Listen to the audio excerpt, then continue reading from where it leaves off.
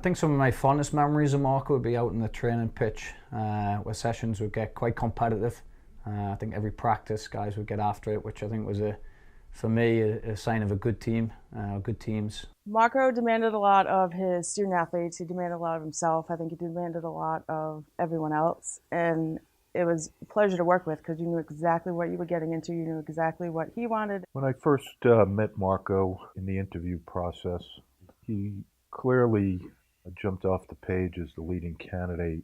Everybody I talked to assured me that he had extraordinary leadership. I think his work ethic, his attention to detail, and his competitive drive are probably traits that I think any successful coach probably have or need to have. I think the one thing that stood out for me was his constant demand for excellence. Once a coach arrives at Pierce, I watch closely to see how they conduct themselves in practice versus games. I really come away with the better ones, and Marco was certainly one of them. Marco kind of sat back like a producer and very rarely yelled instruction. He had prepared his troops ready for battle.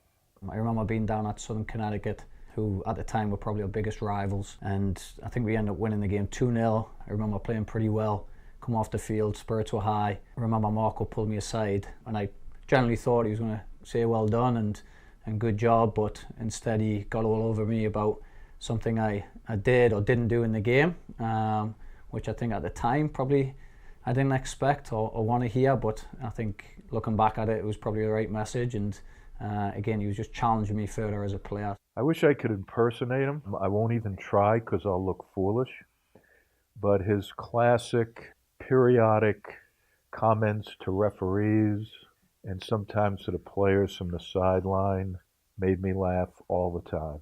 You know, maybe when Marco comes up to accept his award, he can share that one more time with everybody. He was also a little bit of a prankster. Cindy helped me on this. I think practice was in the bubble, and we actually moved Koolman's car, but Cindy had to help me because I couldn't drive stick. So I wish I had seen his face when he walked out of the bubble and saw his car disappeared, but he immediately knew that I had something to do with that one. He really sold me on the way he viewed the game, his vision to win a national title. And I think he did tell me that we were 30 minutes outside of Boston. But joking aside, for me, he was and still is one of the top coaches at any level in this country.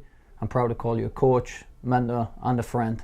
Congratulations on your induction into the Hall of Fame. Congratulations, Marco, into being inducted into the 2017 Hall of Fame at Franklin Pierce University. I offer my congratulations to you as you get inducted into the Franklin Pierce University Athletic Hall of Fame. Well deserved, Coach.